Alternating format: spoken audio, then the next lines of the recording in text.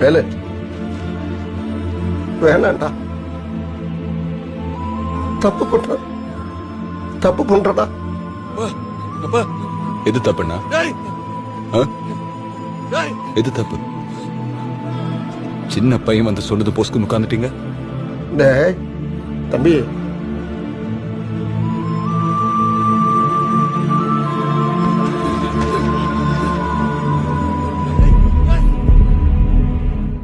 எவ்வளவு மரியாதை வச்சிருந்த உங்க மேல,